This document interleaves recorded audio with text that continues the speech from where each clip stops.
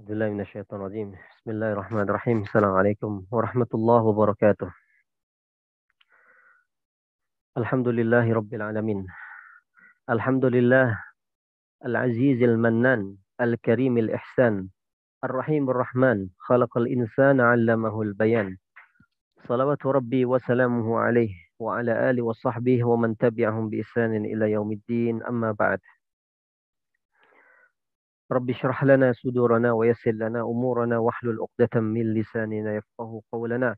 اللهم افتح علينا فتوح العارفين بحكمتك وانشر علينا من خزائن رحمتك يا ارحم الراحمين.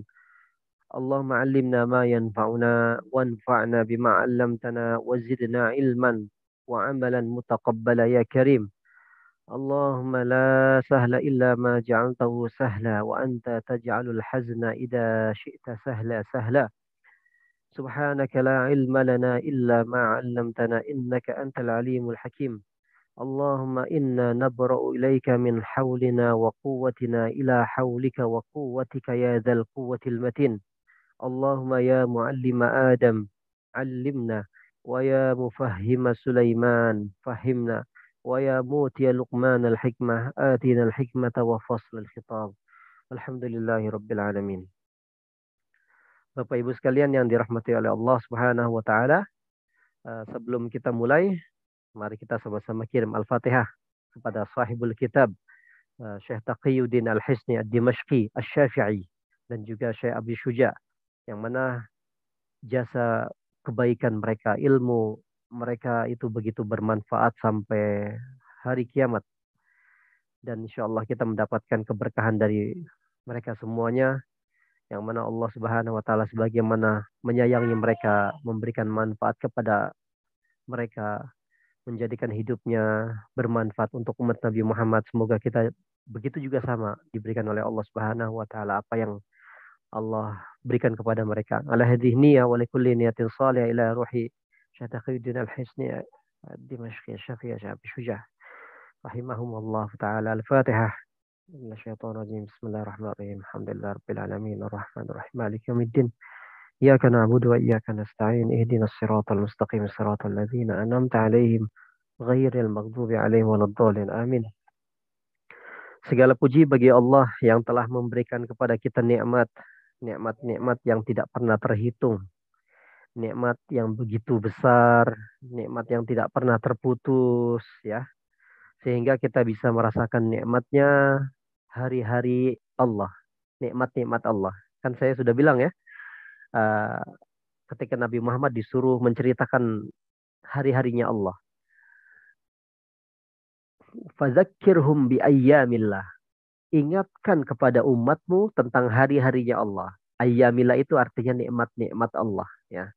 Jadi kita sekarang lagi membahas tentang nikmat-nikmatnya Allah. Nikmat-nikmatnya Allah adalah hari-hari yang dimana kita bertakwa setiap harinya. Ya, hari-hari dimana kita selalu menjaga iman kita. Hari-hari dimana kita selalu ingin mengoptimalkan masa dan waktu kita untuk selalu produktif, ya. Karena manusia itu sebenarnya di dalam janjinya Allah dalam surat Al-Asr berada di dalam kerugian. Mereka sadar atau tidak sadar, mereka sebenarnya dalam kerugian. Sya'a am aba. Innal insana lafi khusr. Sesungguhnya manusia itu benar-benar di dalam. Inna itu harfu taukid. La juga harfu taukid. Sesungguhnya benar-benar di dalam. Wah, itu benar. Jadi Allah sudah bagi tahu kepada kita, tapi kita harus cerdas menjadi orang, ya. Illalladzina amanu. Di situ ada harful istisna, istisnaiyah, kecuali bagi orang-orang yang beramal soleh, ya, beriman kepada Allah. Itulah orang-orang yang dijadikan oleh Allah beruntung hidupnya. Maka kita beruntung, ya. Semoga kita diberikan oleh Allah Subhanahu wa taala keteguhan dan kekokohan iman, keistiqomahan konsisten dalam menjalani hari-hari yang mana ini adalah akan dipertanggungjawabkan semua sekecil apapun di hadapan Allah Subhanahu wa taala.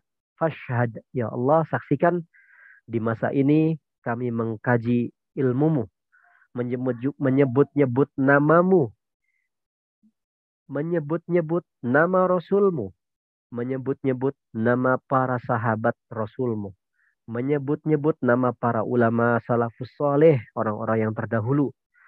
Semoga kita dijadikan oleh Allah Subhanahu wa taala orang-orang pilihan di hadapannya. Amin ya rabbal alamin hingga akhir hayat kita nanti.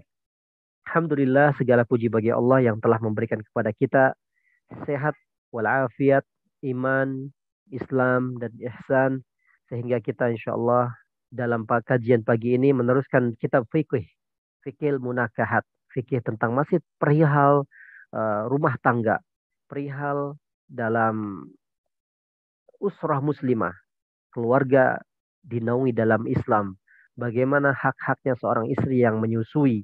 Nah, kita sekarang juga akan membahas tentang bab tasawufnya, tentang 8 amalan yang dapat menemani kita nanti, menemani Rasulullah SAW. Hidup bersama nanti di surga bersama Rasulullah SAW. Nanti setelah fikih hukum ar-radha ini, insyaAllah. Bapak Ibu sekalian yang dirahmati oleh Allah Subhanahu wa taala, sebelum kita mulai, kita mari-mari sama-sama membaca apa namanya? Matannya dulu ya.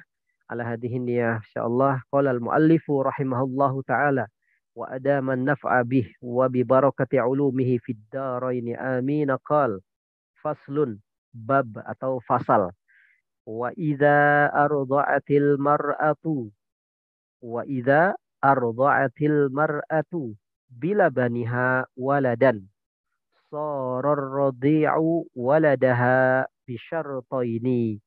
Jika seorang wanita, jika seorang istri ya menyusui anak kecil atau bayi, baby, bila baniha dengan air susu dia, sarar radi'u, maka yang disusukan itu atau anak yang disusui itu soro menjadi waladaha, menjadi anaknya. Bisyarta ini tapi ada dua syarat di sini.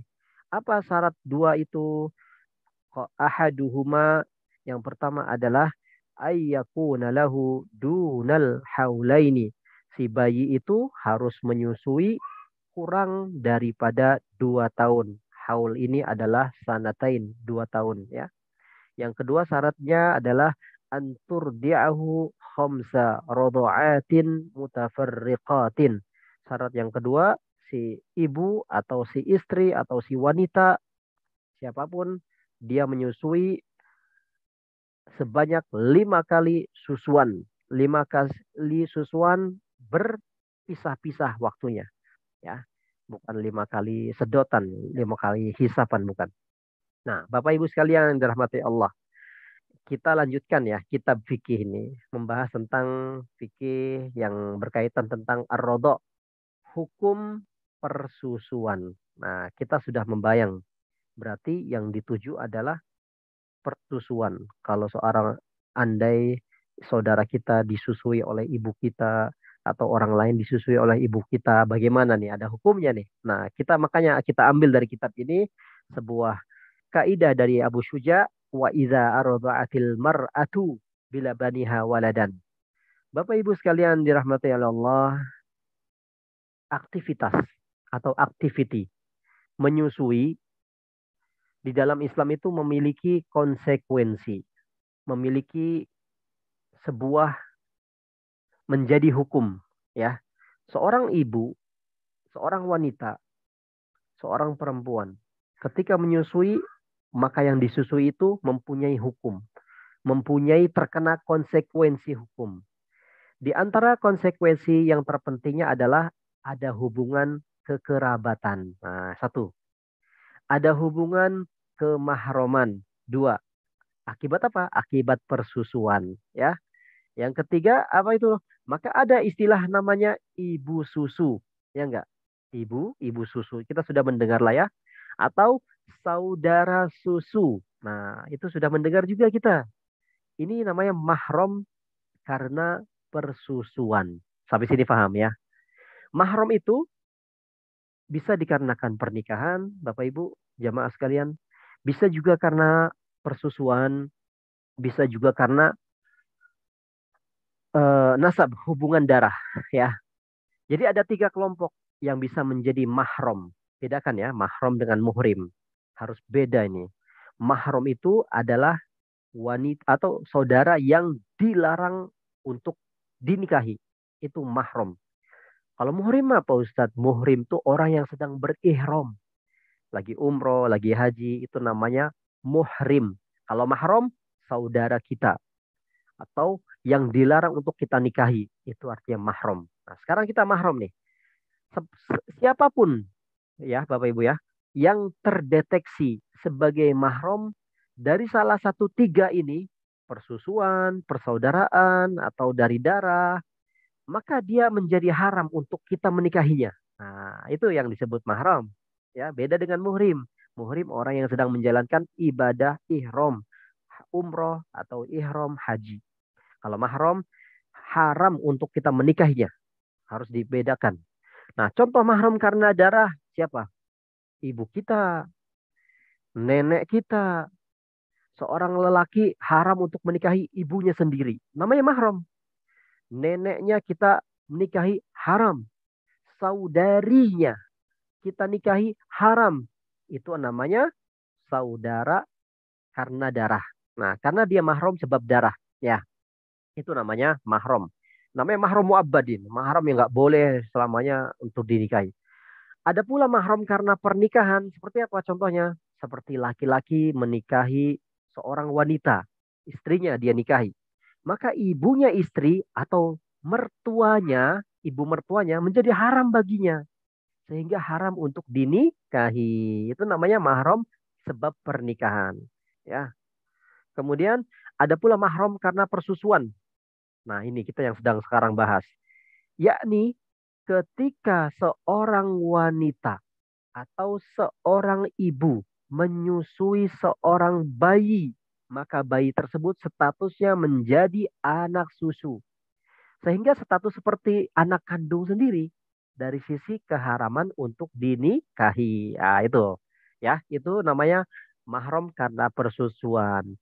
Ini secara umum. Pokoknya konsekuensi tentang hukum persusuan itu, nah ini kita selanjutnya akan membahas hukum-hukum yang penting yang mana terkait tentang persusuan. Bagaimana hukum-hukum tentang persusuan ini? Nah, di sini Abu Syuja memberikan kaidah, memberikan matan, memberikan sebuah kaidah bagaimana menjadi hukum ketika ibu menyusui seorang anak atau seorang bayi lain. Wa idza arda'atil mar'atu bila baniha waladan. Nah, di sini jika seorang wanita menyusui, ardoa itu artinya menyusui ya. Wanita yang menyusui disebut murdi'. Murdi' ya. Mim, ro, dod, ain. Murdi'. Tanpa ditambahin murdi'ah. Tak usah. Karena kita kan taunya kalau mu'annas bentuk female, bentuk mu'annas, bentuk perempuan itu kan muslimah. Ya enggak? Mukminah. Kalau ini cukup murdi' saja. Enggak usah ditambahin murdi'ah. Ya. Kenapa? Ini lafaz murdi' ini yang zahirnya seperti muzakkar tapi dimaknai muannas. Nah, murdi ya. Kenapa? Karena tidak ada yang menyusui kecuali wanita. Sudah jelas itu. Maka tidak perlu ada penanda di huruf akhirnya tak marbutoh. Murdi'ah. Tak perlu. Ya. Dalam kaidah bahasa Arab. Maka ketika disebut murdi', maka pasti bayangannya adalah seorang wanita. Seorang ibu. Seorang perempuan. Nah, karena yang menyusui adalah wanita. Masa laki-laki menyusui? Ya enggak. Nah, kita tidak boleh menentukan sesuatu dari satu sisi saja. Suatu itu mu'annas atau mudzakkar kita tentukan dari huruf. Tidak. Kadang-kadang Bapak Ibu ini ilmu baru ya, sebelum kita ke fikih. Ini ilmu baru. Ketika kalimat itu ada tambahan tak marbutohnya, tidak mesti itu menunjukkan female atau mu'annas atau perempuan. Nah, contohnya apa? Khalifah. Khalifah kalau di Indonesia itu nama perempuan, ya. Tapi kalau di Abu Dhabi, di Emirat itu nama seorang presiden, seorang raja, ya, seorang syekh, Syekh Khalifah, kan? Padahal di akhirnya ada huruf tak marbutoh. Khalifah, fah, tuh tak marbutohnya. Itu kan ada tamar butohnya. Tapi itu tidak bermakna mu'annas. Nah, atau nama seorang wanita. Itu bisa bedakan.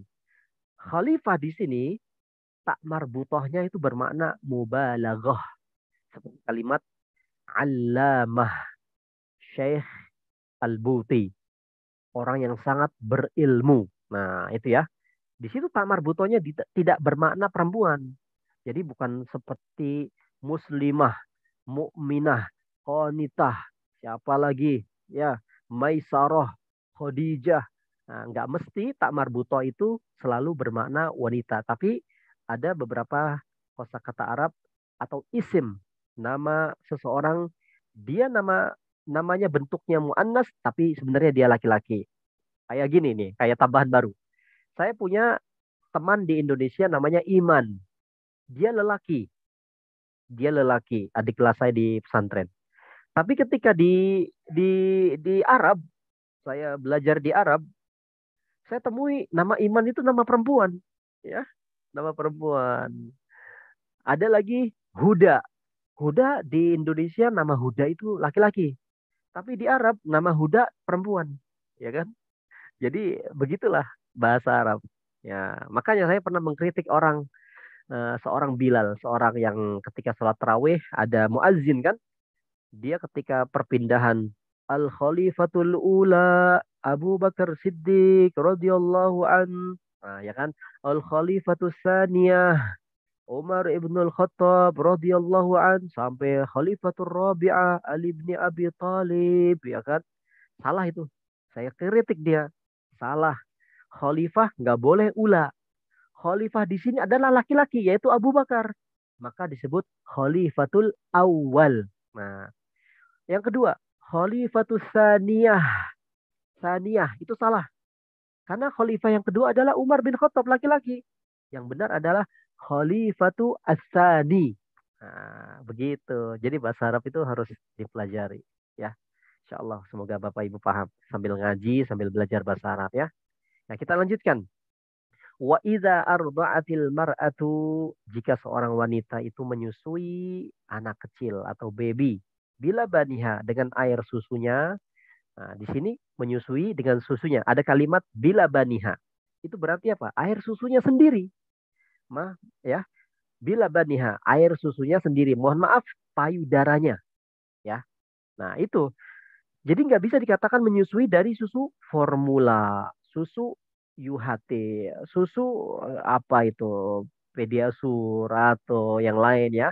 Tapi susu ini disebut apa namanya? Susu dari seorang wanita.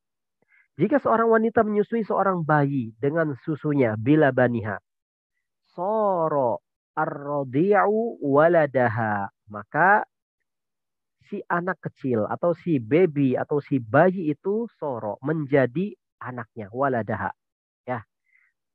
Maka anak yang disusui itu menjadi waladaha, menjadi anaknya. Jadi kalau seorang wanita, Bapak Ibu, menyusui dengan susunya, entah dia yang disusui itu anak tetangga, anak jiron, anak siapa saja, anak saudaranya, atau anak nemu di jalan, ya, lukotoh, atau anak angkat, atau anak adopsi. Kalau sudah disusui, statusnya menjadi waladaha, menjadi anaknya juga. Tapi di sini ada dua syarat. Wala ini ada dua syarat. Satunya apa? Syarat yang pertama ayyakuna lahu dunal haulain. Ya, apa artinya? Anak yang disusui itu usianya kurang dari 2 tahun. Ya, ayyakuna lahu. Ayyakuna di sini fiilnya arrodi, si baby, si anak. Yang disusui atau bayi itu memiliki lahu. Lahu itu lam milkiyah. Memiliki umur duna. Duna itu kurang. Al-haula ini artinya apa? Kurang 2 tahun. Haul. Di sini maknanya tahun. Ingatkan masalah zakat. Zakat kalau mencapai haul, nah maka makna haul di sini artinya tahun. Ya. Nah, jadi kalau dunal haulain, kurang 2 tahun, bayi yang disusui oleh seorang wanita, Jadi air susu yang berkonsekuensi untuk memberi hukum terkait dengan persusuan itu syaratnya bayinya, syaratnya kurang dari 2 tahun. Ya, kalau lebih dari 2 tahun maka tidak berlaku hukum persusuan. Ya, paham ya? Jadi kalau bayi kurang dari 2 tahun berlaku hukum persusuan. Kalau lebih tidak berlaku hukum persusuan. Tidak bisa menjadi saudara sesusu. Ini yang saya pernah dapat pertanyaan dari jemaah. Ustadz, boleh enggak? Jangan jangan berpikir enggak ya. Ini fikih nih. Berfikih harus vulgar. Ustadz, ada seorang suami yang minum air susu istrinya. Sedangkan istrinya mempunyai anak. Kemudian si suami terminum susu istrinya ya. Begitu ya. Nah ini bagaimana Ustadz hukumnya? Nah saya jawab kepada si kawan saya ini. Di zaman sahabat Nabi Shallallahu Alaihi Wasallam itu pernah terjadi. Di zaman sahabat Nabi SAW pernah terjadi. Bagaimana hukumnya? Seorang suami meminum susu istrinya. Ya, seorang sahabat Nabi itu bernama Abu siapa ini? Abu Musa al Ashari ya. Abu Musa al Ashari ini ditanya. Abu Musa al Ashari ditanya oleh seorang lelaki. Ya, Abu Musa al Ashari ditanya oleh seorang lelaki. Sahabat Nabi ini yang bernama Abu Musa al Ashari berfatwa. Seorang lelaki datang ke Abu Musa al Ashari. Wahai Abu Musa al Ashari, saya minum air susu istri saya. Bagaimana hukumnya, wahai Abu Musa al Ashari? Akhirnya apa? Abu Musa al Ashari mengeluarkan fatwa. Saya tidak melihat kecuali engkau telah tercerai, terpisah darinya. Oh, kan jadi mahram akhirnya kan? Jadi mahram. Nah, itu pemahaman dari seorang sahabat yang bernama siapa? Abu Musa al-Ash'ari. Nah, jadi seorang suami meminum air susu istrinya langsung dianggap mahram status jadi anak. Asalnya suami akhirnya dipanggil nak, wahai anakku. Sebab apa? Sebab minum air susu istrinya. Lalu kemudian ini fatwa Abu Musa al-Asy'ari ditanyakan kepada Abdullah ibnu Mas'ud. Nah ya, ditanyakan kepada Abdullah ibnu Mas'ud. Fatwa yang tadi, fatwanya Abu Musa al-Asy'ari dikatakan haram. Kamu sudah tercerai dari istri kamu. Seperti itu. Fatwa yang seperti ini ditanyakan kepada Ibnu Mas'ud. Akhirnya Ibnu Mas'ud mengkritik Abu Musa al-Asy'ari. Wahai Abu Musa al-Asy'ari, tengok apa yang kau telah fatwakan kepada dia. Terus Abu Musa al-Asy'ari bertanya, lantas bagaimana fatwa semacam itu? Terus Abu Musa al-Asy'ari bertanya lagi, lalu bagaimana yang benar, wahai Ibnu Mas'ud?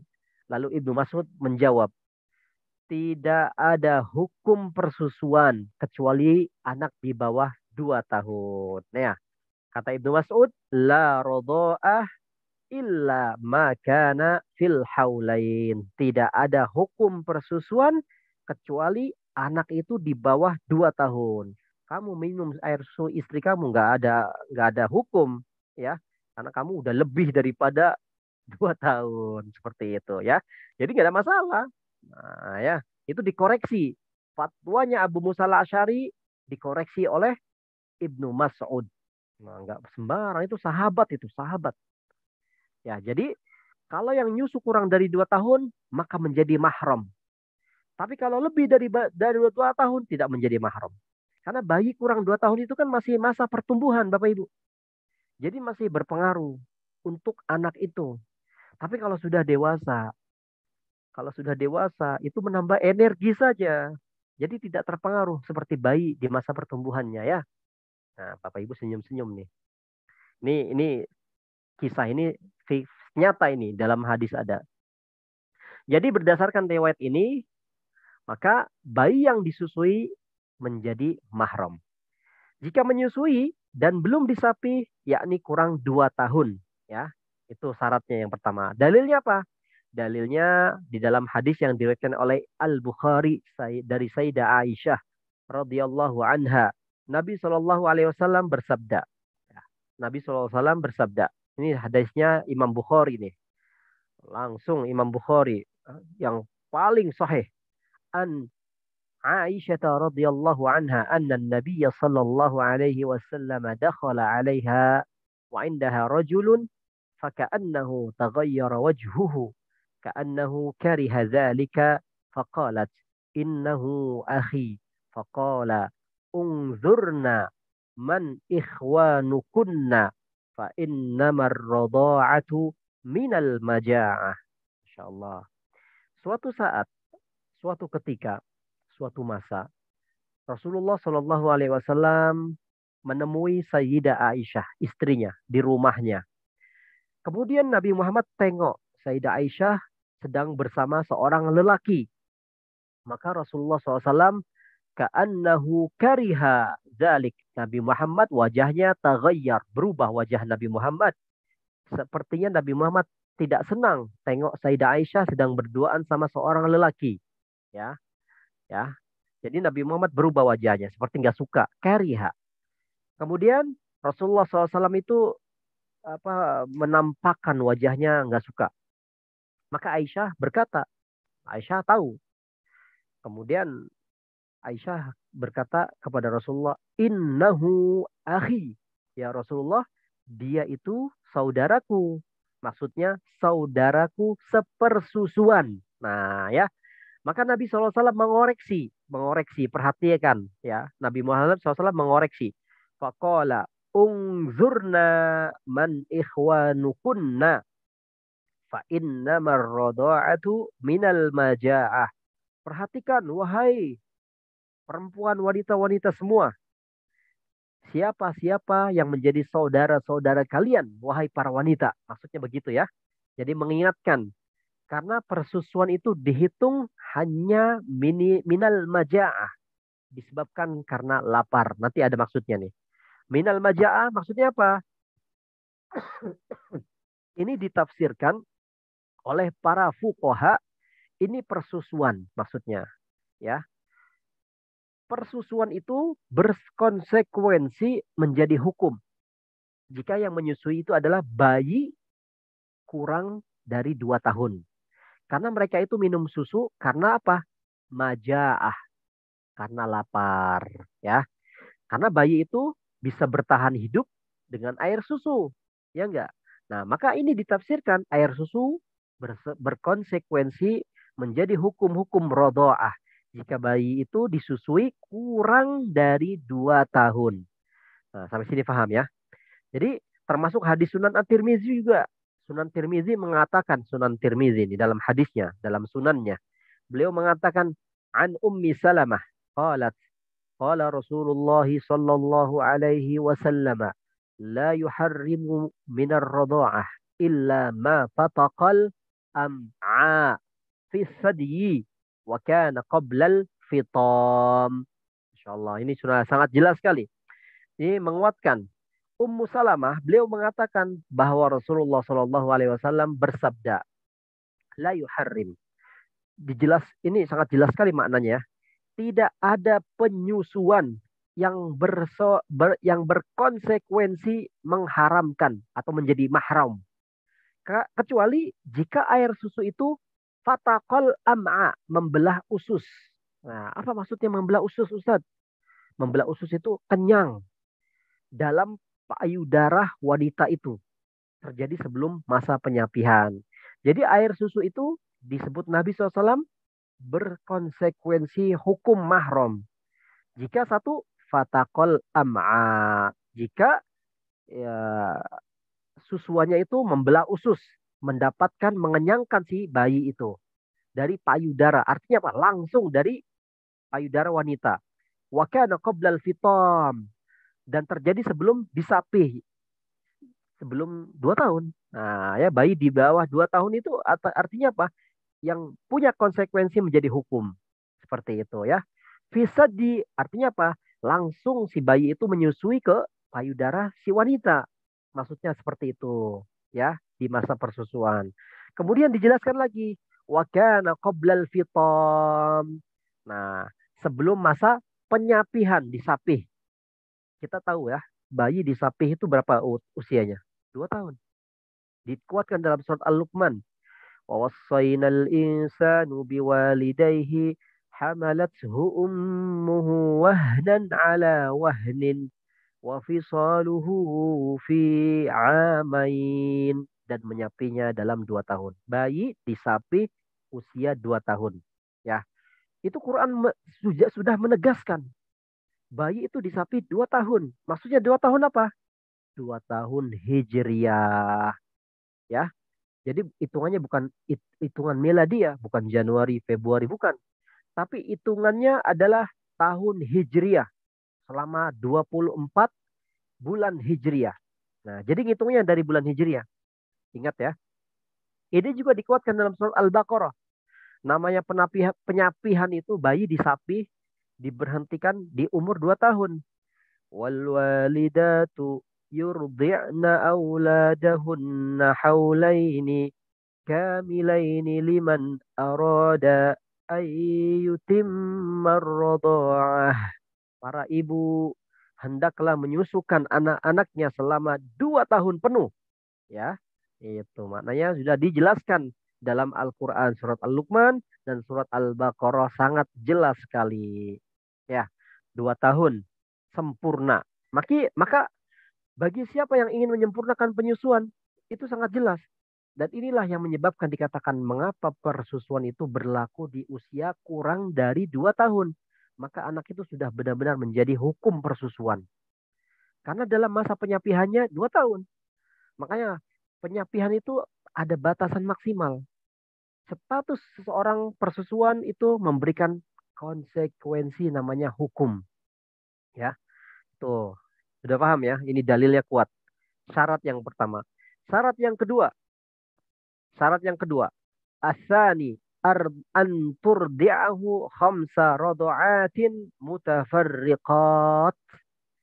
Si ibu atau si wanita itu menyusuinya minimal dilakukan 5 kali susuan secara terpisah-pisah. Paham nggak? Nah, saya terangkan.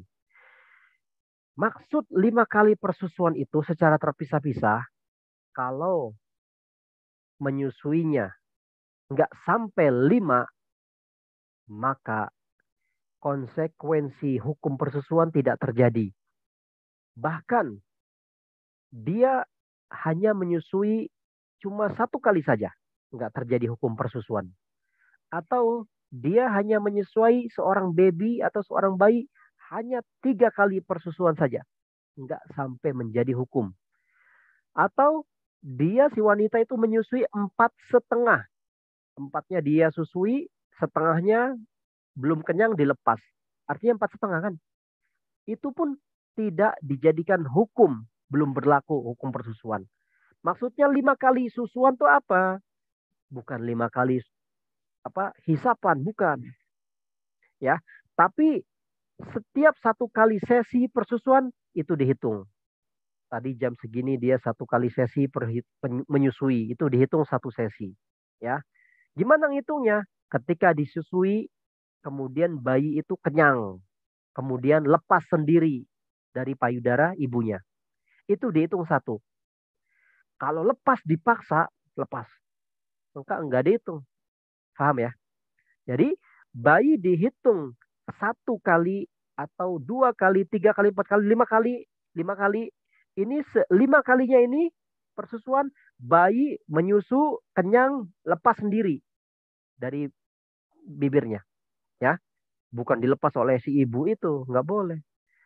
Jadi itu sudah menjadi hukum. Nah, jadi harus disusu secara normal sampai bayi itu melepas sendiri. Paham ya? Jadi itu mudahnya. 5 kali sesi, 5 kali session menyusui. Baru di sini berbeza hari boleh, 1 hari beberapa kali jam boleh. Itu namanya 5 kali persusuan. Itu syarat yang kedua. Batasannya 5 kali. Baru terkena konsekuensi hukum persusuan. Nah, apa dalilnya? Dalilnya ada diriwayatkan oleh Sayyidah Aisyah lagi. An Aisyah radhiyallahu taala annaha qalat kana fima unzila minal Qur'ani 10 rada'atin ma'lumatin yuharrimna thumma nusikhna bi khamsi ma'lumatin. Fatuwfiya Rasulullah sallallahu alaihi wasallam wa hunna fima yuqra'u minal Qur'ani.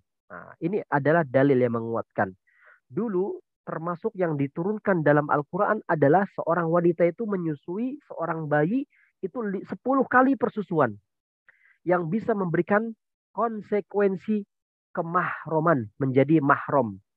Kemudian 10 itu dinasah, dihapus menjadi 5 kali persusuan ma'lumatin. Ma'lumatin diketahui. Maka Rasulullah SAW tuwfiya, wafat. Ayat seperti itu, itulah yang dibaca dalam Al-Quran. Ya, jadi sebelumnya malah 10 kali menjadi konsekuensi hukum ketika seorang wanita menyusui si baby. Tapi dinasah, dihapus ayat Al-Quran itu menjadi 5. Nah, ini menjadi dasar. Kenapa ada batasan? Maka persusuan itu adalah 5 kali persusuan. Ya, 5 kali persusuan akan menjadi mahram hukum. Nah, juga di dalam hadis Abu Daud banyak sekali ya hadis-hadis yang menguatkan juga nih. Hadis Abu Daud apalagi nih? An Aisyah radhiyallahu anha qalat, qala Rasulullah sallallahu alaihi wasallam, la tuharrimul massatu walal massatan. Dari Aisyah radhiyallahu taala anha, dia berkata, Rasulullah SAW bersabda, satu atau dua kali susuan atau satu atau dua kali hisapan tidaklah bisa menjadi mahram, ya. Jadi tidak bisa menjadi mahram, tapi harus 5 kali susuan dan di beda-beda waktu dan sampai kenyang syaratnya bayinya juga. Ya, ini yang menegaskan syarat yang kedua. Dua ini adalah syarat yang menjadi hukum seorang anak yang disusui itu menjadi mahram. Pertama, dunal haulain. Bayi yang disusuinya kurang daripada 2 tahun. Yang kedua, disusuinya harus 5 kali susuan. Harus kenyang. Harus si baby melepas sendiri. Ya, inilah masalah persusuan. Bagaimana bisa memberi hukum kemahroman. Ya, satu, usianya kurang 2 tahun. Yang kedua, menyusuinya minimal 5 kali susuan. Nah, kurang dari dari 5 bisa nggak? 4,5. Tadi saya jelasin nggak bisa, nggak sempurna karena nggak sampai kenyang. Ente 4 normal kenyang. Si bayi kalian menyusui, si ibu menyusui 4 kali, dia sampai bayi itu kenyang. Tapi yang kelima kali dia hanya setengah dilepas oleh ibunya. Itu nggak menjadi hukum mahram. Nggak bisa dihitung. Kenapa semacam itu? Karena perlu ditegaskan hukum-hukumnya. Karena memang persusuan itu ada konsekuensi yang terutama terkait dengan hukum pernikahan. Ya, lagi-lagi pernikahan. Ini diterangkan oleh Abu Syuja kalimat berikutnya ya, Bapak Ibu. Abu Syuja langsung menjelaskan. Wa yasiru zaujuha aban lahu.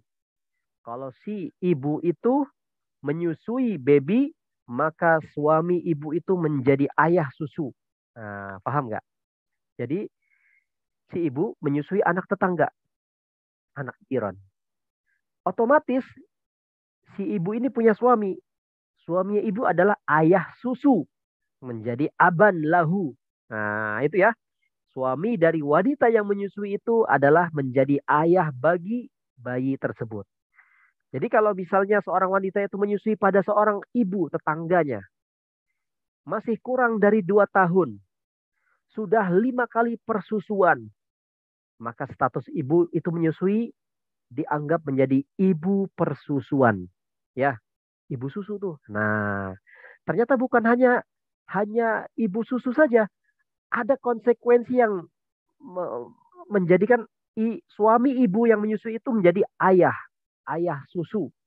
Paham ya? Aban lahu. Lihat. Aban lahu. Wa yahrumu 'alal murdi at-tazwija ilaihi. Nah, ada lagi tuh. Ya, bahkan lebih jauh lagi. Bukan hanya suami dari ibu yang tadi menyusui. Saudara-saudara suami menjadi mahram bagi dia yang disusui. Artinya apa? Jadi paman ya buat bayi yang tadi disusui oleh wanita. Sampai sini paham ya? Nah, saya jelasin pelan-pelan. Ini ibu, ibu, dia punya suami ya. Ibu ini menyusui anak jiron. Maka si ibu ini menjadi ibu susu. Si suaminya ibu ini menjadi ayah susu. Labanul fahl namanya kalau dalam bahasa fikih. Saudara-saudaranya si ayahnya ibu, suaminya ibu ini menjadi paman bayi yang disusui. Nah ya, jadi begitulah menjadi paman buat bayi wanita. Kalau si bayi itu wanita, bayi perempuan. Dia boleh melihat lebih daripada muka dan tangan. Ini pernah terjadi pada kasus Aisyah, Bapak Ibu semua. Ya, pernah terjadi pada Sayyidah Aisyah Ummul Mukminin, ibunda para ibu mukminin. Peristiwa ini sudah terjadi. Jadi di zaman Nabi SAW ada seseorang lelaki mau masuk ke rumah Sayyidah Aisyah. Namanya siapa? Namanya di dalam hadis ini ya kita baca. Ista'zana alayya aflah. Ini Sayyidah Aisyah bercerita ya. Ista'zana alayya aflah. Aku Abil Qu'ais. Abul Qu'ais. Ba'dama unzilal hijab. Fakultu la azanu lahu. Hatta asta'zina fihi Nabi sallallahu alaihi wasallam. Fa inna akhahu Abul Qu'ais laysa huwa arda'ani. ولكن أرضعتني امرأة أبي القعيس فدخل علي النبي صلى الله عليه وسلم فقلت له يا رسول الله إن أفلاح أخا أبي القعيس استأذن فأبيت أن آذن له حتى أستأذنك فقال النبي صلى الله عليه وسلم وما منعك أن تأذني عمك قلت يا رسول الله إن الرجل ليس هو أرضعني ولكن أرضعتني امرأة أبي القعيس فقال صلى الله عليه وسلم إذني له فإنه عمك. Masya Allah, ini kisah sangat menarik di dalam hadis ini. Jadi kisahnya diriwayatkan oleh Imam Bukhari. Sahih Muslim juga mengatakan, Ista'zana alayya. Di sini ada 3 orang ya. Saya buka dulu. Pertama, Sayyidah Aisyah. Orang kedua, Abil Quraish. Yang ketiga, Aflah. Aisyah, Abil Quraish, dan Aflah. Ayo kita sama-sama cerita. Aisyah, Aflah, Abul Quraish. Aisyah ini pernah disusui oleh siapa? Imro'atu Abil Quraish. Abil Quraish punya istri. Dia istrinya Abul Quraish ini menyusui Sayyidah Aisyah. Ya, Sayyidah Aisyah. Abul Quraish suaminya, istrinya. Jelas kan? Ya, bukan hanya saja istri Abul Quraish statusnya menjadi ayah susu. Abul Quraish ini bukan hanya saja menjadi ayah susu dari Aisyah, tapi saudara-saudara Abul Quraish yang bernama Aflah menjadi mahram, menjadi paman susu. Nah ya, jadi datanglah si Aflah ini ke rumah Aisyah pada sore hari. Kemudian Aflah ini kita tahu Aflah ini saudaranya Abul Quraish ya. Saudaranya Abul Quraish. Kemudian dia datang minta izin, istazana, ingin masuk ke rumahnya Aisyah. Kemudian Sayyidah Aisyah tidak mengizinkan, nggak mau, nggak boleh, dilarang. Karena istri Nabi kan nggak boleh menemui laki-laki yang bukan mahramnya. Kemudian ketika Abu Aflah kemudian berlogikalah Sayyidah Aisyah. Sayyidah Aisyah berlogika dia. Yang menyusui aku kan istrinya Abul Quraish. Bukan Abul Quraish dan bukan Aflah. Nah, Aisyah ini ragu. Maka dia nggak mau buka pintu untuk Aflah masuk ke rumahnya. Sebelum saya tanya kepada Rasulullah SAW, kata Sayyidah Aisyah. Kemudian Rasulullah SAW datang ke rumah Sayyidah Aisyah. Rasulullah SAW malah menegur Sayyidah Aisyah. Wahai Aisyah, kenapa engkau tidak mengizinkan dia masuk? Dia itu adalah pamanmu. Nah, wama mana'aki an ta'zani ammuki. Kenapa engkau tidak memberikan persilahkan?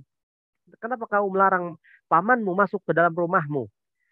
Kemudian Aisyah berkata, "Qultu ya Rasulullah, innar rajula laisa huwa arda'ani." Laki-laki ini, Afla ini bukanlah dia yang menyusui aku. Akan tetapi arda'atni imra'atu Abi Qais. Tetapi istrinya Abul Qais lah yang menyusui aku. Kemudian Nabi SAW menegur Aisyah. Izani, izinkan Aflah masuk ke rumah kamu. Fa innahu ammuki. Sesungguhnya dia adalah pamanmu. Ya. Nah, sini jelas. Jadi bukan hanya saja bukan saja suaminya Abul Qais, suaminya yang wanita menyusui, tapi saudara suaminya ini menjadi mahram. Ya, itu Rasulullah menegaskan, izinkan dia, itu adalah pamanmu. Nah, maka statusnya menjadi mahram. Makanya di sini hukum persusuan konsekuensinya sampai sebegitu. Masya Allah. Saudara suami ibu yang menyusui terkena menjadi mahram bagi anak yang disusui. Ya enggak? Ini Sayyidah Aisyah terjadi. Sayyidah Aisyah waktu baby disusui oleh Ummu Abul Qais atau Imratu Abul Qais, istrinya Abul Qais. Abul Qais punya saudara namanya Aflah, maka terkena tuh hukum tuh, ya. Wayahrumu wayahrumu 'alal murdi at-tazwija ilaihi wa ila kulli man nasabaha. Nah, ini bagus nih terang ini. Dan haram anak yang menyusui itu menikahi ibu yang menyusui. Ya jelas si baby laki-laki menyusui ibu yang menyusuinya, maka haram. Paham ya? Karena itu adalah ibunya. Wa ila kulli man nasabaha, termasuk keturunan-keturunan ibunya. Nasab-nasab ibu yang menyusui tersebut. Nggak boleh anak susu menikahi ibu susunya dan nggak boleh menikahi saudara-saudara ibu susunya. Statusnya bibi. Nah, ibu si ibu ini menyusui anak jiron, laki-laki. Baby anak laki-laki itu dilarang menikahi ibu yang menyusuinya dan saudari-saudari ibu yang menyusuinya, bibinya termasuknya. Maksudnya gitu ya. Jadi dilarang. Maksudnya manna sabaha. Wa yahrumu 'alaiha tazwij ilal murdi wa waladihi. Dan nggak boleh juga seorang ibu yang menyusui menikahi anak yang disusuinya. Nggak boleh. Masa ibu yang menyusui menikahi anak yang disusuinya? Jelas haram. Duna man kana fi darajatihi au ala tabaqan minhu. Nah, ini. Jadi statusnya nggak boleh menikahi ibu yang menyusui atau ibunya menyusui menikahi anak laki-laki yang dia susui. Ya, termasuk dengan anak-anaknya karena itu cucunya. Si ibu menyusui anak tetangga jiran. Anaknya yang disusui ini punya anak-anaknya, cucu-cucunya, maka nggak boleh dinikahi dengan ibu susu. Ya, ini masya Allah jelas sekali. Karena termasuk cucu. Duna tetapi tidak lain mankana orang yang berada dalam satu level dalam anak susu. Maksudnya bagaimana? Ibu susu boleh menikahi saudara anak yang disusui. Nah, boleh tuh. Duna mangkana fi darajatihi au ala tabaqan minhu. Ibu menyusui anak ini, tapi anak ini punya saudara, anak saudara yang disusuinya boleh dinikahi. Paham ya? Insyaallah. Itulah yang dijadikan hukum-hukum daripada ar-radha'ah. Ar-radha'ah, hukum persusuan. Walhamdulillahirabbil alamin. Jadi konsekuensi seorang anak atau seorang bayi menjadi mahram, si bayi itu satu syaratnya dunal haulaini, kurang dari 2 tahun. Ya, kalau lebih nggak bisa dihukum. Syarat yang kedua, bayi yang disusuinya harus 5 kali susuan. Nggak boleh dia belum kenyang dilepas itu nggak menjadi. Bahkan 4,5 nggak menjadi. Harus 5 kali mutafarriqat, terpisah-pisah. Alhamdulillah, Rabbil Alamin. Sekalian Bapak, Ibu sekalian yang dirahmati Allah, kita masih meneruskan tentang bagaimana kita akan bersama dengan Rasulullah SAW di surga. Minggu lepas kita sudah membahas yang namanya cinta. Yang mana Nabi Muhammad SAW mencontoh dan menukil doa yang diajarkan oleh Nabi Daud, ya. Bagaimana doa Nabi Daud, sudah diamalkan? Insya Allah semoga sudah diamalkan. Allahumma inni as'aluka hubbak. Ya Allah, aku minta cintamu. Wa hubba man yuhibbuk. Dan cinta orang yang mencintaimu. Wa hubba amalin yuballighuni ila hubbik. Dan cinta amalan yang dapat mengantarkan kepada cintamu. Nah, sekarang cinta ini, cinta kepada Rasulullah akan menghantarkan seperti Rabi'ah, Rabi' Ka'ab, ya. Dia ini takut sekali, takut nanti di surga tidak bersama Rasulullah SAW. Maka Rasulullah SAW berkata kepada dia, Anta ma'aman ahbabta. Sebagaimana juga cintanya Imam Malik yang ditulis oleh seorang ulama yang bernama Fauzi Muhammad Abu Zaid. Wajibul muslimin al-mu'asir nahwa Rasulullah. Kewajiban seorang muslim pada saat zaman sekarang ini terhadap Rasulnya, terhadap kekasihnya. Di sini bagaimana Imam Malik mencintai Rasulullah Sallallahu Alaihi Wasallam. Imam Malik mengajar suatu ketika di Masjid Nabawi. Imam Malik. Kemudian ketika sebelum mengajar, dia menghadap kepada makam Rasulullah dan mengirim Al-Fatihah. Membaca doa. Ketika itu Imam Malik membuka hadis. Beliau dikenal Imam Darul Hijrah, ya, imamnya para penduduk ahli Madinah, Imam Al-Malik bin Anas.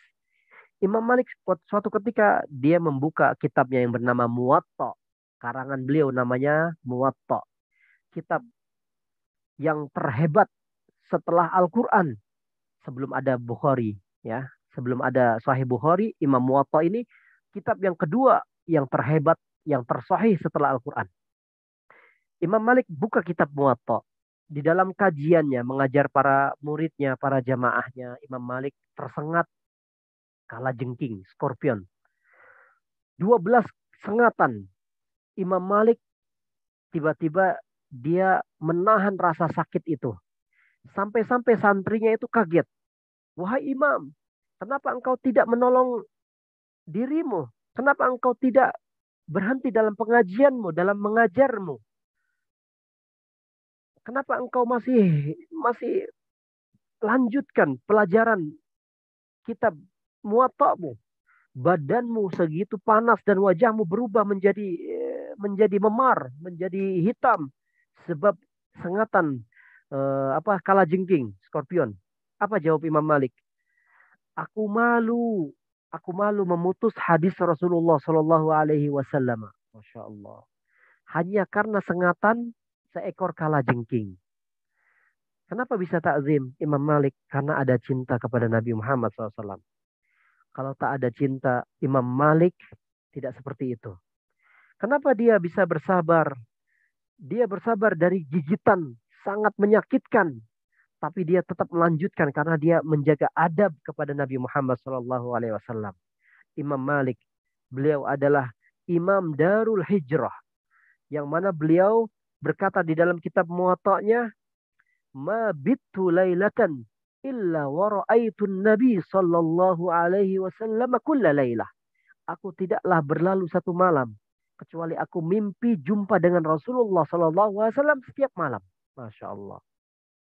Masya Allah. Masya Allah. Maka dari itu, ya, Bapak Ibu sekalian yang dirahmati Allah, kalau kita nanti umroh, kita berziarah ke tempat beliau. Di makam Baqi, di samping Masjid Nabawi ada namanya kuburan Baqi. Di sini ada Imam Malik. Imam Malik adalah yang selalu setiap malamnya didatangi oleh Nabi SAW. Yang mana beliau sangat takzim, cinta kepada Nabi Muhammad SAW. Sampai beliau dikasih gelar Imamun Darul Hijrah. Imamnya para ahli kota Madinah. Di sampingnya ada gurunya yang bernama Imam Nafi'. Imam Nafi' ini Imam Al-Quran. Gurunya Al-Quran. Penduduk ahli Madinah. Kalau kalian ke sana nanti ziarah. Kirim Al-Fatihah. Minta berkah. Semoga berkah seperti Imam Malik. Imam Nafi' ini ahli Quran. Sampai Imam Nafi' di dalam mimpinya juga, ketika beliau dalam tidurnya didatangi oleh Rasulullah SAW. Bibirnya Rasulullah SAW membaca Al-Quran di bibirnya Imam Nafi'. Sampai Imam Nafi menjalani hidup, akhir sisa hidupnya, bibirnya wangi kesturi. Sebab dia ketika waktu tidur dijumpai oleh Nabi SAW, Nabi Muhammad menempelkan bibirnya Nabi Muhammad kepada bibirnya Imam Nafi. Maka Imam Nafi sampai beliau meninggal, bibirnya wangi. Seperti kasturi. Begitulah percinta para Nabi Muhammad SAW. Ya, yadkhulul jannata ya para ibu bapak sekalian jamaah, ada hadis Nabi. Ummati sab'una alfan, akan masuk surga dari umatku 70.000 tanpa hisab. Qalu, para sahabat bertanya, waman hum ya Rasulullah? Mereka adalah orang-orang yang pilihan, wahai sahabat-sahabatku. Mereka orang-orang yang selalu berserah diri, ya tawakkalun. Kemudian ada seorang sahabat yang bernama Ukashah. Ukashah. Tahu Ukashah? Sahabat Nabi. Dia berkata, ketika Nabi berkata dalam hadis ini, ya Rasulullah, ud'ullaha ayyaj'alani minhum. Jadikan aku satu daripada kelompok 70.000 ini ya Rasulullah. Dalam golongan 70.000 ini. Apa kata Nabi? Anta minhum. Wahai Ukashah, kamu termasuk di dalam 70.000 ini.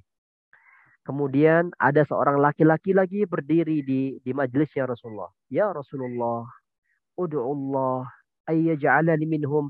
Ya Rasulullah, jadikan aku menjadi orang yang di dalam 70.000 yang kau sebut masuk surga tanpa hisab. Apa kata Nabi? Sabakoka biha Ukashah. Engkau telah didahului oleh Ukashah. Bapak Ibu, tuan-puan sekalian yang dirahmati Allah, hadis ini membuat kita pesimis. Hadis ini membuat kita taias, putus asa. Sebab orang 70.000 yang masuk surga tanpa hisab sudah ditutup oleh yang bernama Ukashah. Ukashah orang yang menjadi 70.000 penutup manusia yang tergolong orang yang masuk surga tanpa hisab. Sehingga kita tidak ada pilihan, kita tidak termasuk orang yang di dalamnya. Bagaimana kita optimis? Kita akan dioptimiskan oleh seorang Abu Muslim Al-Khawlani, seorang tabi'in. Beliau pernah berkata di dalam dalam wasiatnya, ayazunnu ashabu Muhammad ayyasta'saru bihi dunana. Emang sahabat-sahabat Nabi Muhammad itu bisa mengira kita tidak bisa mendekati Nabi Muhammad SAW di surga? Apa kata Abu Muslim Al-Khawlani? Lanuzahimannahum alaihi zihaman. Aku akan berupaya berdesak-desakan menembus para sahabat untuk berjumpa dengan Rasulullah SAW. Hatta ya'lamu annahum qad khallafu wara'ahum rijalan. Ketahuilah para sahabat-sahabat Nabi, sesungguhnya umat-umat yang datang di akhir zaman itu ada seorang rijal. Rijal itu laki-laki hebat. Pemuda-pemuda hebat. Umat-umat yang hebat yang akan berhak mendapatkan keistimewaan rapat dekat dengan Nabi Muhammad Sallallahu Alaihi Wasallam. Bapak Ibu, itulah kisah cinta para sahabat, para para tabi'in, para tabi'in mengajak kita supaya kita sekarang umatnya agar mencintai seperti para mereka yang pendahulu. Nah, begitu takzimnya para orang-orang dahulu ketika ingin berjumpa dengan Nabi Muhammad SAW sampai dia berkata seperti itu. Itulah cinta. Masalah cinta bukan masalah sederhana Bapak Ibu. Cinta itu akan menentukan masa depan kita nanti di akhirat kelak.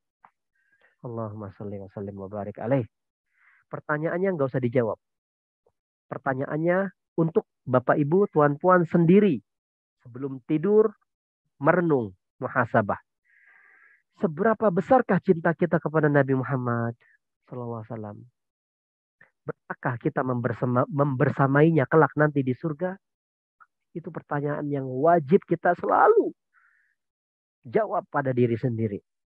Pertanyaan yang menghantui diri kita sendiri.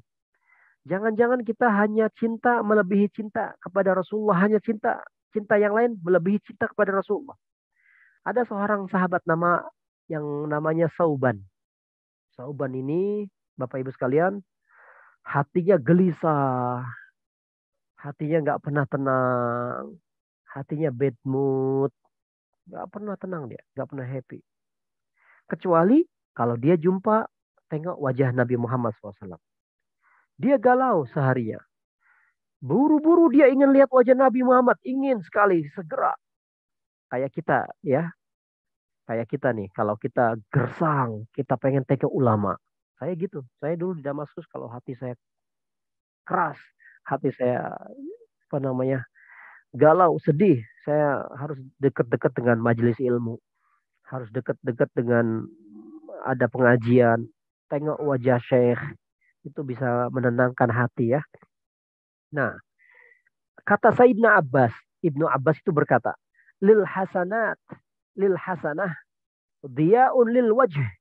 Orang soleh itu memancarkan cahaya di wajahnya, ya, yang bikin ketenangan di dalam hati kita. Begitulah Sauban. Sauban ini suatu hari menangis. Kemudian sore hari dia jumpai Rasulullah SAW. Rasulullah akhirnya berkata, wahai Sauban, ma baluka? Apa yang terjadi pada dirimu, wahai Sauban? Kemudian Rasulullah SAW dicurhati oleh Sauban. Ya Rasulullah, ya Rasulullah. Aku sedang membayangkan, wahai Rasulullah. Kata Sauban nih, perhatikan Bapak Ibu. Aku sedang membayangkan masa depanku nanti di akhirat, wahai Rasulullah. Imanku dengan imanmu. Ketakwaanku dengan ketakwaanmu. Tidak sama. Otomatis surga kita nanti berbeda ya Rasulullah. Kata Sauban. Satu hari saja aku tak tengok engkau wahai Rasulullah. Satu hari saja aku tidak melihat memandangmu ya Rasulullah. Aku menangis wahai Rasulullah SAW. Dia ketika tidak lihat Rasulullah. Dia bayangin nanti di akhirat imannya beza. Takwanya beza. Surganya pasti beza. Itu sahabat. Ya, dia sahabat takut surganya beza dengan Nabi Muhammad SAW. Nangis, nangis. Sauban. Menanyakan hal dia nanti di surga. Surganya pasti akan beza sama Rasulullah derajatnya. Kita nih, Bapak Ibu sekarang, kita di zaman sekarang, kita biasa-biasa saja. Waliyahzubillah. Apa kata Rasulullah? Sama dengan hadis yang minggu lepas saya katakan. Ya Sauban, anta ma'a man ahbabta. Engkau akan bersama orang yang kau cintai ya Sauban. Masya Allah. Sehebat apakah kecintaan kita kepada baginda, wahai Bapak Ibu? Maka itulah yang akan menentukan kita nanti bersama dengan Rasulullah. Sallu ala Nabi. Allahumma salli wa sallim wa barik ala Sayyidina Muhammad. Nah, syarat yang kedua Bapak Ibu, ini adalah kata Nabi perbanyak sujud. Rabi'ah bin Ka'ab al-Aslami, kuntu abitu, aku bermalam bersama Rasulullah SAW. Ini pembantunya Rasulullah ya. Fa'ataitu biwudu'ihi. Kemudian Rabi'ah ini membawa satu bak air, bejana, ina, al-ma, al-moy, kepada Rasulullah untuk wudhu. Kemudian Rasulullah berkata kepada Rabi'ah bin Ka'ab al-Aslami, ya Rabi'ah, sal, minta apa kamu dari aku? Apa kata Rabi'ah? As'aluka murafaqataka fil jannah, ya Rasulullah. Aku hanya minta agar aku dapat bersanding rapat menemanimu di surga ya Rasulullah. Kata Rasulullah, au ghairu dzalik, apakah ada yang lain?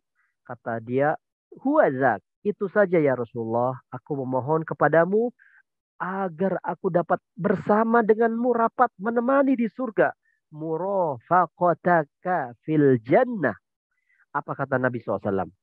Fa'inni ala nafsika bikasratis sujud. Wahai Rabi'ah, kalau begitu bantu aku mewujudkan permintaanmu dengan memperbanyak sujud.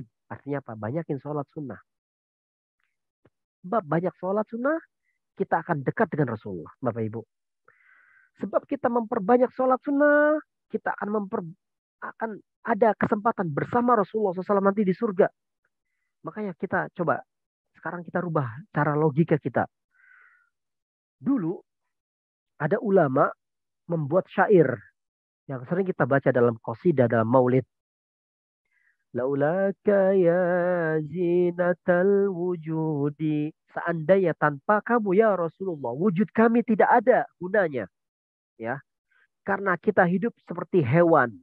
Tanpa Rasulullah, hidup kita seperti hewan, Bapak Ibu. Waktu makan, makan. Waktu kawin, kawin. Itu kita itu. Kalau kita tanpa Rasulullah SAW. Allahumma salli wa sallim wa barik alaih. Barokahnya Nabi Muhammad SAW, kita bisa sujud kepada Allah Subhanahu wa taala. Wala tarannamtu fi salati wa ala ruku'i wala sujudi. Itu qasidah yang maknanya sangat dalam sekali. Andaikan tanpa hidayahmu ya Rasulullah. Rasulullah hadi. Rasulullah huda. Innama ana rasulun muhdah. Aku adalah pemberi petunjuk. Ya, Rasulullah yang menggait kita.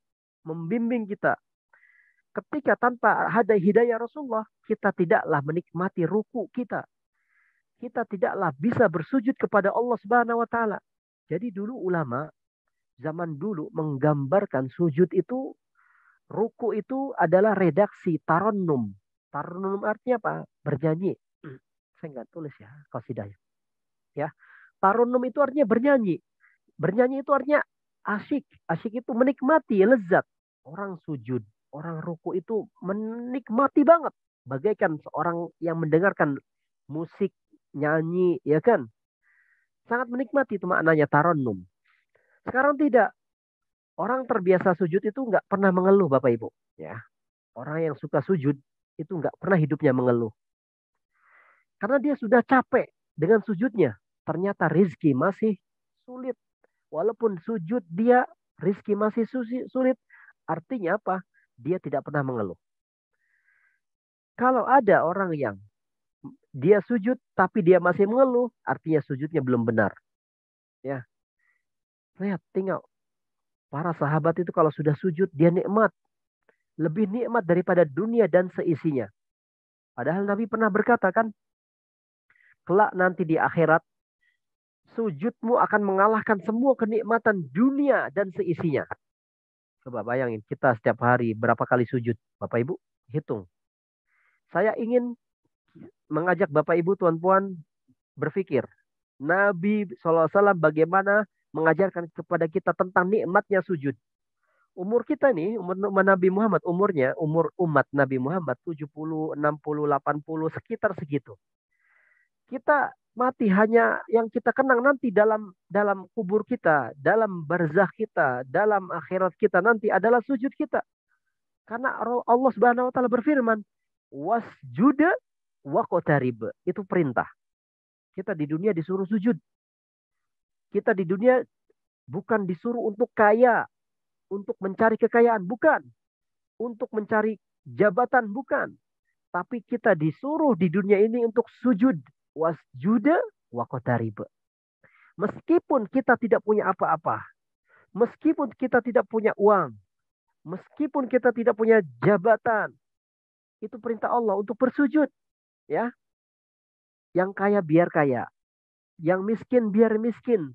Tapi identitas kita, identiti kita ketika kita hidup, kita pernah bersujud kepada Allah Subhanahu wa taala. Kita sudah sujud itu sudah nikmat, sudah membeli surga Allah Subhanahu wa taala. Kemudian setelah bersujud kita bisa membeli surga dan isinya. Tapi kita sujud masih mengeluh dengan kekayaan, dengan kekurangan atau miskin. Itu artinya orang yang hidupnya jelek dan teruk, ya. Otaknya sudah nggak pakai dia. Kenapa? Sujudmu itu belum bisa. Wala tarannama fi solati wala sujudi wala ruku'i. Itu logika Nabi SAW. Para ulama menggambarkan logika Nabi SAW. Terkenal. Ya, kalau kita banyak masalah, Sayyidah Aisyah melihat Nabi banyak masalah. Pusing-pusing, maju depan, apa namanya, mondar-mandir depan belakang. Ditanya oleh beliau, oleh Sayyidah Aisyah, kenapa ya Rasulullah? Apa kata Nabi Muhammad SAW? Nabi SAW kehilangan. Ya Aisyah, Bilal bin Rabah belum datang juga. Wahai Aisyah. Jadi ketika Bilal mengetuk pintu, tok tok tok tok tok, ya kan? Nabi sudah persiapan. Nabi menangis. Nabi senang. Nabi bersinar wajahnya. Apa yang dikatakan Nabi kepada Bilal? Arihna biha ya Bilal. Arihna biha ya Bilal. Tentramkan, senangkan, istirahatkan hati aku dengan sholat, wahai Bilal. Itu kata Nabi SAW kepada Bilal. Untuk segera, ayo cepat ya Bilal. Azan cepat, aku ingin tenang hati saya. Kenapa?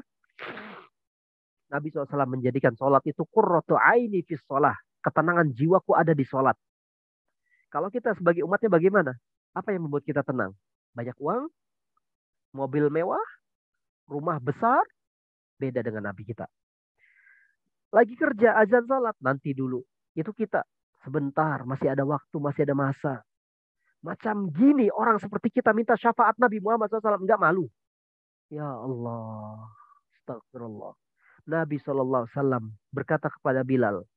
Ya Bilal, arihna biha. Arihna.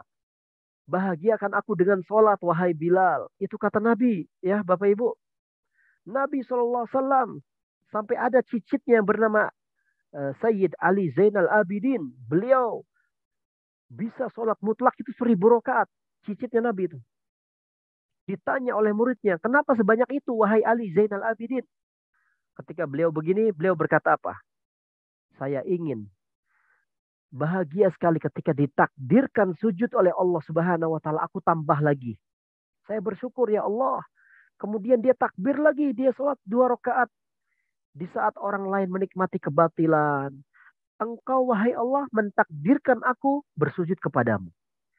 Ya Allah, di saat orang lain disibukkan dengan dunia, urusan duniawi, kebatilan, Engkau takdirkan aku bersujud, maka tambah lagi sholatku. Ini makom luar biasa Bapak Ibu. Makom luar biasa. Derajat luar biasa. Kangennya, kangen sama Allah. Dengan dia tambah lagi sholat. Makanya Nabi SAW, fa'ainni ala kasratis sujud. Perbanyak sujud agar aku dapat membantumu mengabulkan permintaanmu bersama aku dekat nanti di surga. Ya, itu kata kata Gus Baha di akhirat. Kenangan yang paling indah di dunia adalah apa? Seberapa sering kita sujud kepada Allah Subhanahu wa taala. Allahumma ja'alna minas sajidin ya Rabb.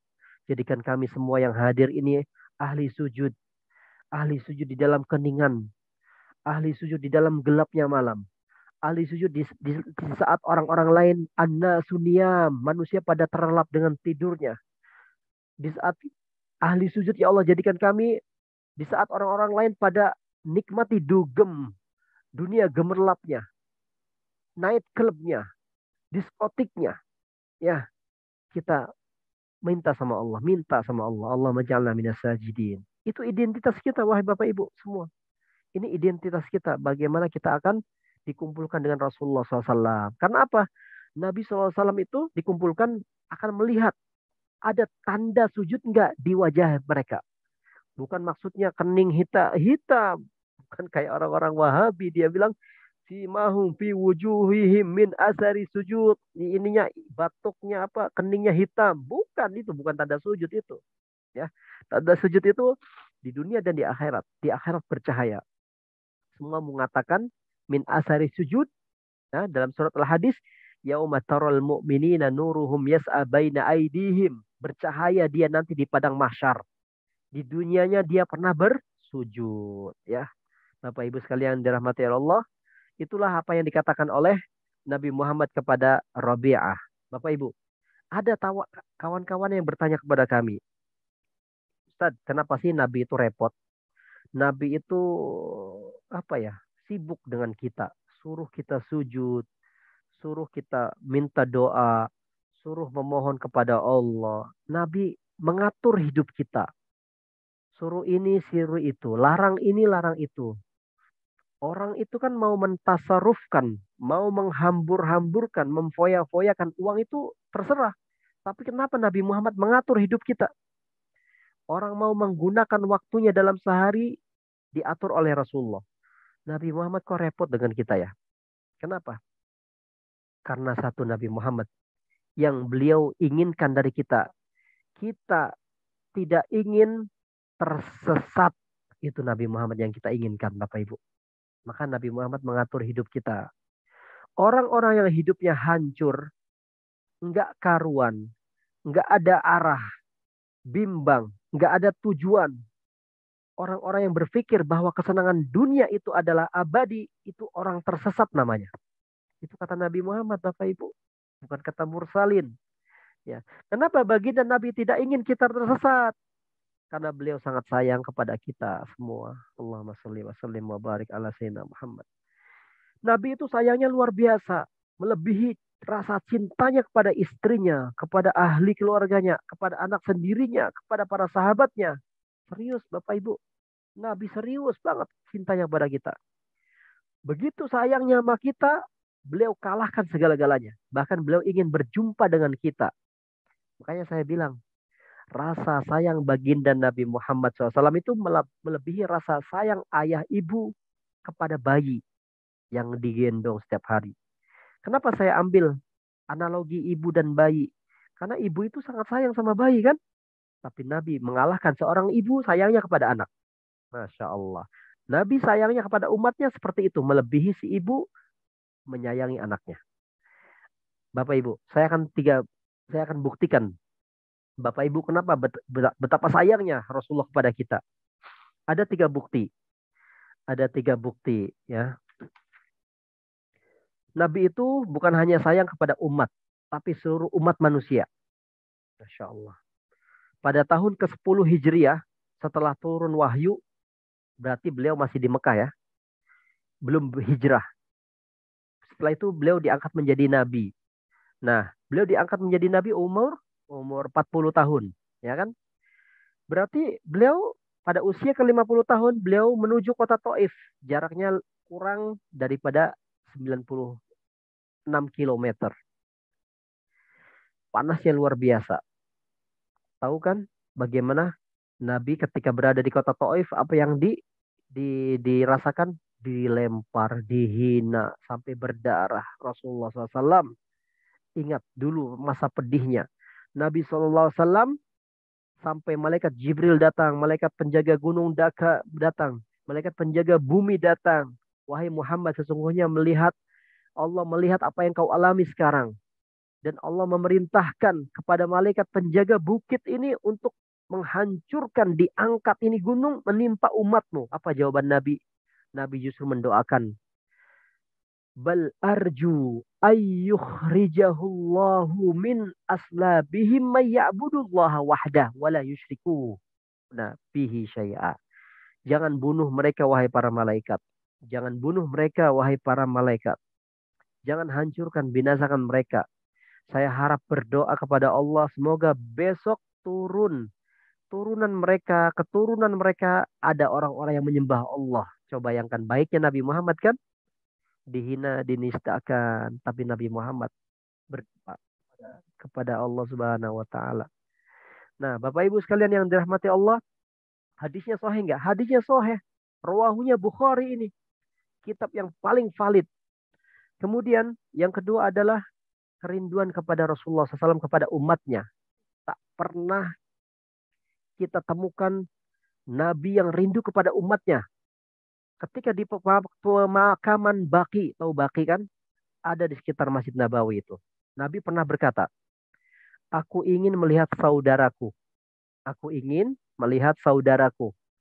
Aku ingin melihat saudaraku. Bapak Ibu, melihat itu berarti ketemu. Melihat itu artinya berjumpa. Itu keinginan Nabi. Kemudian para sahabat yang hadir di Baqi mengatakan, ya Rasulullah, bukankah kami ini saudaramu? Bukan, kata Rasulullah. Kalian adalah sahabatku. Terus yang mengaku maksudmu, yang engkau maksud saudara itu siapa ya Rasulullah, kata para sahabat. Nabi di situ mengatakan, saudaraku adalah mereka yang beriman kepadaku, tapi mereka tidak melihatku. Siapa Bapak Ibu? Ya kita-kita ini. Yang kelakuan kita ini, akhlak kita ini gak jelas. Yang akhlak adab kita ini masih kurang sempurna di hadapan Rasulullah. Yang cinta kita ini palsu. Yang kita ini masih berdusta, mendustai dengan kemunafikan. Tapi Rasulullah SAW rindu kepada kita. Makanya kadang heran ya Bu. Ada orang selawatan sampai keras-keras suaranya. Tapi paham gak di hatinya? Connect gak dengan Rasulullah? Padahal setiap selawat itu Rasulullah SAW membalas kita. Makanya kalau kita selawat, hayati, resapi, nikmati. Allahumma sholli wa sallim wa barik ala sayyidina Muhammad. Nabi membalas. Kalau ada makomnya, pasti Nabi membalas langsung terdengar suara kita. Ya, itu kata Nabi SAW. Makanya ya, semoga kita semuanya Bapak Ibu sekalian dijadikan orang-orang yang dekat dengan Rasulullah SAW dan bersama nanti di surga insya Allah ya Rabbal Alamin. Cukup sekian ya dari saya. Insya Allah kita lanjutkan nanti dengan kajian yang lain. Cara mendapatkan Rasulullah SAW bersama di surga. Lihat. Wan najmu wasyajaru yasjudan. Bintang-bintang dan pohon-pohon saja bersujud. Bagaimana kita tidak? Famadza angka. Bagaimana dirimu? Wah, itu disindir itu kita. Gunung-gunung. Gunung. Bintang-bintang, pohon-pohon di dunia ini, di muka bumi ini bersujud. Watarul jibala tahsabuha jamidatan wa hiya tamurru marras sahab. Gunung-gunung saja mereka bertasbih kepada Allah Subhanahu wa taala. Insyaallah ada amalan yang lain nanti yang dapat menemani kita di surga, al-mutaba'at wa ta'ah insyaallah di minggu hadapan. Insyaallah masih ada lagi 5 lagi ya cara bersama Nabi SAW di surga. Mari kita tutup dengan sebuah untayan doa di akhir jalsa ini. Semoga Allah Subhanahu wa taala memberikan rasa kita nikmat, mendengarkan ilmu, menjadikan kita ahli mahabbah sehingga akan menular kepada keturunan kita, anak-anak kita cinta kepada ilmu berkat orang tuanya yang mencintai ilmu. Allahumma lakal hamdu hamdan katsiran tayyiban mubarakan fih kama yanbaghi li jalali wajhikal karim wa 'azimi sultanik. Ya Rabbana lakal hamdu kam hamdan katsiran mubarakan sarmadiyan la yanqati'u abada. Allahumma lakal hamdu ala ni'amikal 'azimah allati an'amta 'alaina zahiratan wa batinah ma 'alimna minhu wa ma lam na'lam. Segala puji bagimu ya Allah yang telah memberikan kami nikmat begitu agung yang tampak maupun tidak tampak, yang tidak pernah terputus nikmat hidup ini. Berikan ridhamu ya Allah, berikan cintamu ya Allah. Allahumma salli afdala salawatik ala as'adi mahluqatika sayyidina Muhammadin nabiyil ummi al-habibil alil qadril azimil jah wa ala alihi wa sahbihi wa sallama tasliman katsira. Ya Allah, ya Rabbal Alamin, salawat kepada Nabi Muhammad sallallahu alaihi wasallam. Jadikan ruh kami dengan ruh Nabi Muhammad terhubung. Jasad kami dengan jasad Nabi Muhammad terhubung. Hati kami dengan hati Nabi Muhammad SAW terhubung. Kubur kami dengan kubur Nabi Muhammad SAW terhubung. Allahumma salli ala Sayyidina Muhammadin al-Fatih lima ughliq wal khatim lima sabaq. Nasiril haqqi bil haqq wal hadi ila siratikal mustaqim. Wa ala alihi haqqa qadrih wa miqdarihil azim. Ya Allah, jadikan berkah Nabi Muhammad SAW dengan salawat dan salamnya. Kesulitan menjadi pintu keberkahan dibukakannya. Setiap masalah-masalah yang ada di dalam hidup kita, Engkau buka ya Allah dengan berkah Nabi Muhammad SAW salawat dan salam. Setiap hajat-hajat yang kita inginkan dengan berkah Nabi Muhammad SAW salawat dan salam, kabulkan. Ya Allah, dengan berkah doa Nabi Muhammad SAW, salawat dan salam, ampuni dosa-dosa kami, ya Allah. Ampuni kesalahan-kesalahan kami, ya Allah. Ampuni maksiat dan khilaf kami, ya Allah. Rahmatmu setiap hari bercucur, sedangkan dosa kami setiap hari bertambah. La yasa'una illa rahmatak. Tidak adalah kecuali rahmatmu yang dapat memberikan kami keyakinan. Ya Rabbana, amal kami sedikit, dosa kami banyak. Rahmatmu begitu kami inginkan. Rahmatuka narju fala takilna ila anfusina wala aqalla min dzalik. Allahumma inna nas'aluka hubbak. Kami memohon cintamu ya Allah. nikmatnya cintamu ya Allah. Wa hubba man yuhibbuk. Dan cinta orang yang tidak mencintaimu. Wa hubba amalin yuqarribuna ila hubbika. Dan cinta kepada sebuah amalan yang dapat menghantarkan meraih cintamu. Allahumma Rabbana barik lana fi azwajina. Berkahi istri kami ya Allah. Barik lana fi azwajina. Berkahi suami kami ya Allah. Barik lana fi auladina. Berkahi anak-anak kami ya Allah. Berkahi kami putra-putri kami ya Allah. Berkahi kami barik lana fi zurriyatina. Keturunan kami sampai hari kiamat ya Allah. Barik lana fi arzaqina. Berkahi rizki kami ya Allah. Barik lana fi amwalina. Berkahi kami di harta kami ya Allah. Barik lana fi jasadina wa awqatina wa anfasina wa umrina. Berkahi kami fisik jasad kami ya Allah. Waktu masa kami ya Allah. Umur kami ya Allah. Dan nafas-nafas kami menjelang akhir hayat ini ya Allah. Allahumma ja'al min ibadika alladhina ardaitahum faradita anhum. Jadikan kami sebagai hamba-hambamu yang kau pilih ya Allah. Hamba yang kau cintai. Hamba yang kau jadikan kekasih. Kami semua ingin menjadi kekasihmu ya Allah. Yang mencintaimu dan engkau mencintai kami. Yang meridhoimu dan engkau meridhoi kami. Ya Allah, berikan kami keteguhan iman yang dapat menghantarkan kami ke dalam surgamu. Arduhas samawati wal ard, yang luas-luas dan langit dan bumi. Allahumma salli ala sayyidina Muhammadin salatan tuballighuna ila jannatika jannatin na'im. Sampaikan salawat kepada Nabi Muhammad sallallahu alaihi wasallam. Berikan kami kelezatan dapat memandangmu ya Allah. Berikan kami kelezatan dapat melihat wajah Nabi Muhammad SAW. Berikan kami kelezatan dapat menemani Nabi Muhammad SAW di surgamu ya Allah. Allahumma Rabbana atina fid dunya hasanah. Wa fil akhirati hasanah wa qina adzaban nar. Allahumma alimna ma yanfa'una. Ajarkan kami dari ilmu-ilmu yang bermanfaat ya Allah. Wanfa'na bima 'allamtana. Jadikan apa yang telah bermanfaat dapat kami amalkan ya Allah. Wazidna ilman wa hudan wa tuqan wa rushdan wa hikmatan. Jadikan ilmu yang bertambah pada kami ya Allah. Hidayah bertambah kepada kami ya Allah. Jalan yang lurus kepada kami bertambah ya Allah. Ketakwaan kepada kami bertambah ya Allah. Kedekatan denganmu bertambah kepada kami ya Allah. Rabbana atina fid dunya hasanah wa fil akhirati hasanah wa qina adzaban nar. Ala niyatil qabul wa tamami kulli sul wa syafa'atir rasul wa taysiril umul al-fatihah. أعوذ بالله من الشيطان الرجيم بسم الله الرحمن الرحيم الحمد لله رب العالمين الرحمن الرحيم مالك يوم الدين إياك نعبد وإياك نستعين اهدنا الصراط المستقيم صراط الذين أنعمت عليهم آمين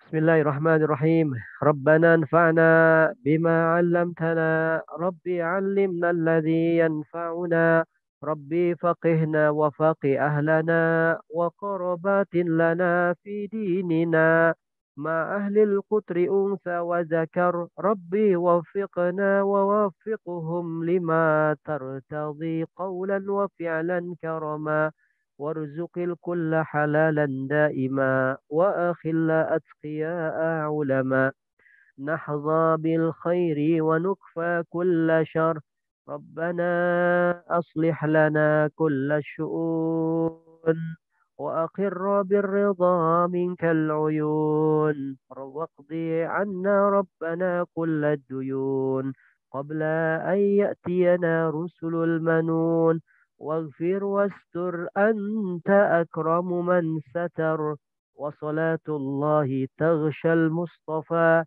من إلى الحق دعانا والوفا بكتاب فيه للناس الشفاء وعلى الآل الكرام الشرفاء وعلى الصحب المصابيح الغرر اللهم اهدنا بهداك واجعلنا ممن يسارع في رضاك ولا تولنا وليا سواك ولا تجعلنا ممن خالف أمرك وعصاك وحسبنا الله ونعم الوكيل نعم المولى ونعم النصير ولا حول ولا قوة إلا بالله العلي العظيم. صلى الله على سيدنا محمد وعلى آله وصحبه وسلم، والحمد لله رب العالمين. يا ربنا اعترفنا بأننا اقترفنا، وأننا أسرفنا على لظى أشرفنا، فتب علينا توبة تغسل كل حوبة، واستر لنا العورات، وآمن الروعات، واغفر لوالدينا. الله الله، آمين يا رب. ربي ومولودينا، والآل والإخوان، وسائر الخلان، وكل ذي محبة أو جيرة أو صحبة، والمسلمين أجمع. آمين رب، فاسمع فضلا وجودا منا، لا باكتساب منا، بالمصطفى الرسول نحظى بكل سول.